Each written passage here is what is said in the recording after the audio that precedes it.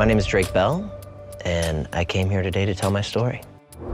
Watching over the past 2 nights was very difficult, facing my past behaviors.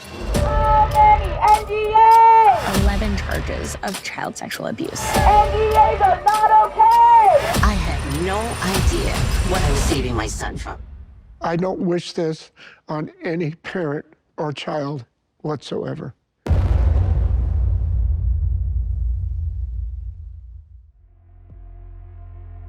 Now that people are talking about the disgusting things that happened at Nickelodeon and they are outraged, I thought it'd be a good idea to go on the ground and speak with the people about their reactions to this Quiet on Set documentary. As you guys know, we recently learned about some of the horrific things that staff and child stars went through at the hands of Nickelodeon and Dan Schneider. Working for Dan was like being in an abusive relationship. How safe can any kids be in that environment? There would be even bigger problems down the line with actual pedophiles on set.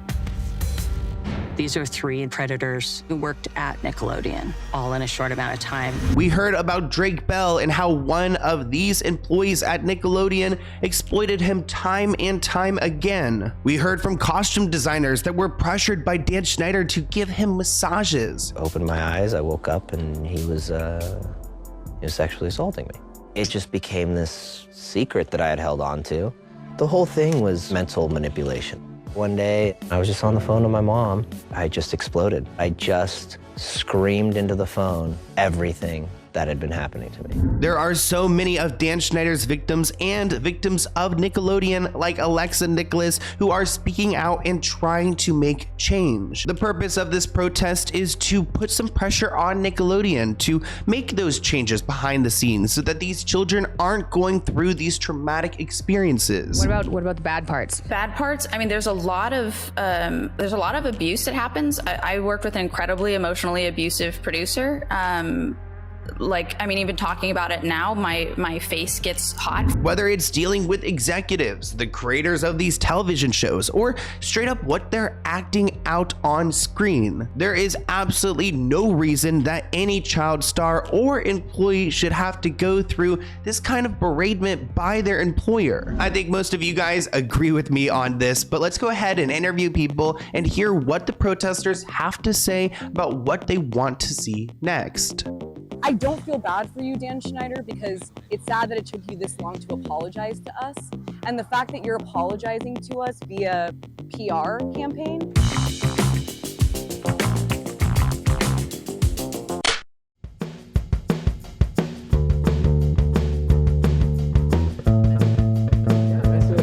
Nice to meet you. So what brings you here today? Obviously, Alexa, we just watched the documentary as well. We've been very eager to kind of get a lot of answers. And I know that you've done a lot of your own research, and a lot of other YouTube creators got a lot of the details. And seeing that documentary really just kind of made everything unfold and got me really excited to come help out and spread the word in whatever way I can. Survivors United will never be divided! United will never be divided! So you guys have a list of demands that you want to see Nickelodeon put into place, and really any children working in television. Can you go through some of those demands? Sure.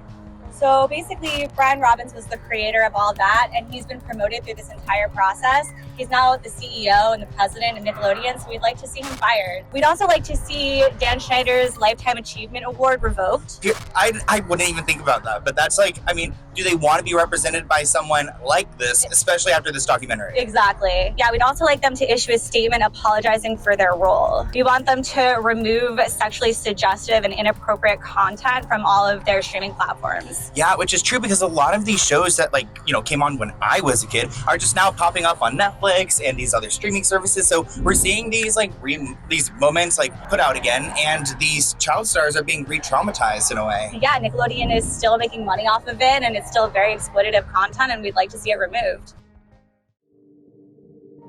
In Quiet on Set, the dark side of kids TV, we learn about a ton of different allegations of abuse and misconduct on Nickelodeon sets. For example, Dan Schneider's inappropriate jokes and racially motivated sketches, the coercive and misogynistic behavior towards female writers, favoritism that Dan showed towards actors like Amanda Bynes, and you know, I feel their relationship went a lot further than what we learned in this documentary, and I do think that Amanda has a story to tell about Dan. There was also erratic and dismissive behavior on set from Dan's part. I mean, even Alexa Nicholas talked about being bullied by her boss. The only time I heard it's not Alexa 101 was from Dan Schneider. I was alone in that room and he was just talking down, you know, on me. And it was in such a condescending way to make me really understand my place. You know, like, you're not anything. Like, you're just a co-star. Yeah, you're disposable. There was the presence of sex offenders, including instances of child abuse. I mean,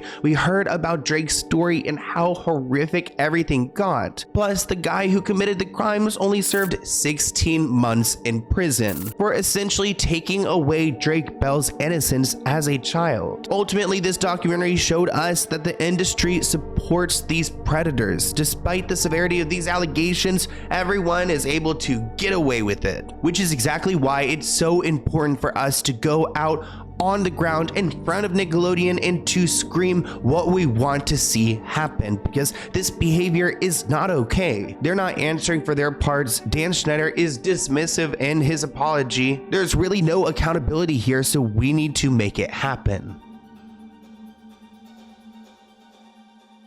No more cover-ups, you can't shut us up! No more cover-ups, you can't shut us up! The documentary got very real, and it, you know, it became graphic, especially talking about Drake Bell and even alluding to what could have happened to Amanda Bynes. Hearing these child stars like share the detail that they had gone through at the hands of this network, what were you feeling as a viewer? As a viewer, just honestly, just sadly, it's like I wasn't too I was shocked, obviously. But after everything that I had already known, it was like, of course this is happening. You see so many of these child stars just like being failed by the system, and no one's protecting them. Apparently Dan Schneider just sent another apology. I'm going to read it just because I guess I'll read it. He said, Dan Schneider breaks silence after watching Quiet on Set doc. It hurts really bad. Does it? You know what hurts really bad is being an adult and looking back at your childhood and realizing that adults exploited you. Not only exploited you, but took advantage of you, took advantage of your innocence, your naivety, and also they took advantage of their power. I don't feel bad for you, Dan Schneider, because it's sad that it took you this long to apologize to us. And the fact that you're apologizing to us via PR campaign is not enough for me personally. I think you owe every single child star and also employee, costume designer, everyone that worked underneath you, that feels that this was a toxic work environment working underneath you, you owe them a handwritten letter, apology. No excuses, no centering yourself about you being embarrassed. You know how we feel? You know how I feel? I was a kid and you bullied me as an adult, as my boss.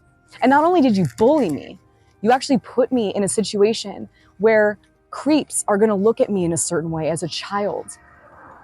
You're embarrassed? That's a joke. Are you familiar with like Drake Bell and his story as far as like the criminal charges he was involved in? Yeah, I remember following the case. But yeah, it is just kind of one of those struggles because you want to give him the benefit of the doubt with his own personal story. But he also is an abuser himself, so I have conflicted feelings, of course. Do you think watching the documentary changed your perspective of his experience? It changed my feelings, but reality is still reality, right? He still did those things. Being Predators has built this survivor community. Do you think that there's a place for him in a survivor community with being someone who has had allegations like this against him? I do think that we should have a safe space for people like that. I think you can still be a survivor, and I think as long as he is somewhat of an advocate to help prevent these things, I think we should be able to. Yeah, support him. It's supportive, exactly, yeah. So it's like, I think it really depends on how he acts from here on out. Because of this documentary, so many others have been able to speak out, like Drake Bell, Leon Fyerson, Brian Hearn. We heard from Kyle Sullivan, Raquel Lee, Shane Lyons. And there's so much more opportunity in the future for other people to come forward and to share what they had gone through. While a lot of these stories are complicated and there are a lot of people involved, there is place for healing. I think getting out there on the street and just chanting and, demanding what we want, recognizing these actors are people. These people working behind the scenes, they're people. They have to work on set. They have to go through this every single day, and they shouldn't have to. Monsters like Dan Schneider and corporations like Nickelodeon protect these kind of environments. This is no place for a child. This is no place for anyone, which is why I am so proud to support Eat Predators and to protest in honor of these child stars. Remember to be thankful for what you've got, and God bless you all. Thank you for watching this video, and I hope you enjoyed.